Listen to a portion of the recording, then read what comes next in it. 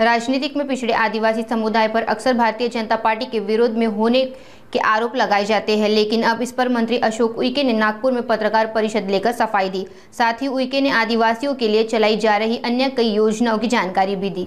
महाराष्ट्र असो, देश असो, राष्ट्रपती पद जनजाती बहिणीला मिळालं, आपल्या महिलेला मिळालं, किती मोठा गौरव आणि सन्मान आहे। एक विषय झाला। दुसरा विषय, जनजाती गौरव दिन म्हणून 15 नोव्हेंबरला क्रांतीसूर्य बिरसा मुंडांना सन्मानित केलं।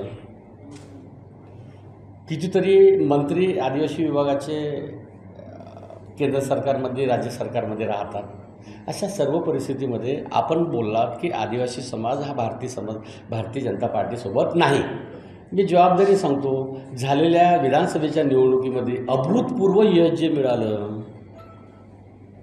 यश प्राप्त झालं, त्याच्यामध्ये मुख्य वाटा आदिवासी समाजाचा आहे। त्यामुळे निश्चितच आदिवासी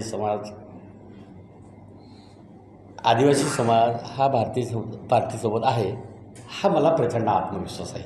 महाराष्ट्राचे मुख्यमंत्री देवेंद्र फडणवीस, एकनाथजी शिंदे आणि अजितदादा पवार अतिशय उत्तम महाराष्ट्रामध्ये काम करत असल्यामुळे आमच्या यवतमाळ जिल्ह्याचे पालकमंत्री संजयभाऊ राठोड यांच्या नेतृत्वात यवतमाळ जिल्ह्यामध्ये समसमान प्रमाणामध्ये विकासात्मक निधी 100% सर्व विधानसभेच्या सदस्याला मिळेल, याच्यात कुठल्याही प्रकारची शंका नाही। आणि मी चंद्रपूरचा पालकमंत्री झालो असल्यामुळे तिथं आमचे नेते मंडळी आहे, तिथं आमचे 5 आमदार आहे।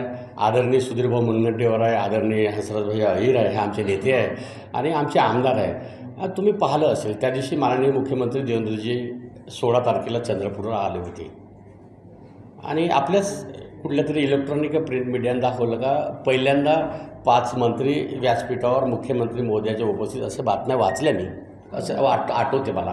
तर त्यामुळे सर्व आमदार सोबत आहे।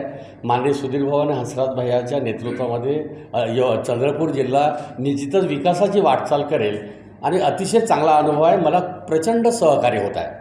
नागपूर शहरामध्ये या मागाची शिक्षणाची राजधानी समजून 100% सेंट्रल लायब्ररी